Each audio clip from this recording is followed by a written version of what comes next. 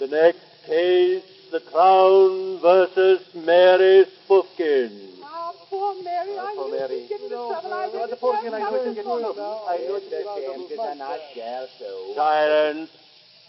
Silence. Will your lordship allow me to state, Sir Arthur Roberts, KCMGIOU, is retained for the defense, but is in the next court. Why, there he comes now. Oh, let's try the court. Stand by. Let's get them out of the way there. Keep the gangway, please. May it please your lordship and gentlemen of the jury. In opening the case for the defense, I have before me a task of no ordinary difficulty. From the charge sheet, it appears that Mary Spoofkin is charged under the 33rd section with keeping a license without a dog. Now, my lord, the difficulty is whether and no I am allowed to call rebutting testimony. The law being somewhat crude upon the point, as appears in the case of the Finkins versus decided in the House of Lords, whereby it has been held that a person who is a femme sole, that is to say, an unmarried woman, is not liable under the Innkeepers Act for any debt that her future husband might contract, in that case notwithstanding. But, my lord, our contention is, according to the terms of the lease, the tenant shall keep the premises in repair, and once in every 3 years paint the outside with 3 coats of good oil paint. Now, my lord, that being so, I argue that the man had no right to kick the dog, because if the tram car had kept on the right-hand side of the road, the collision might have been averted.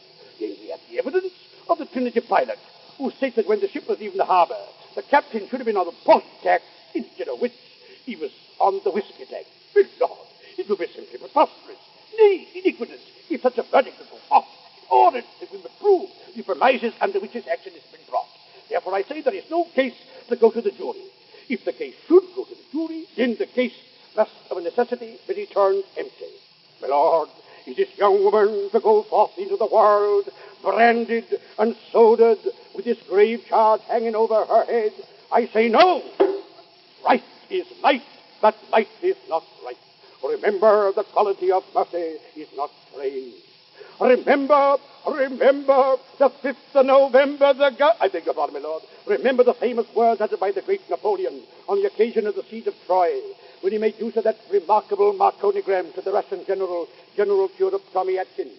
Nemo metallium oris brut sapit, semper idem hic hoc est inventus, which being freely translated means, if you do not see what you want in the window, please step inside and ask for it. My lord, that is my case.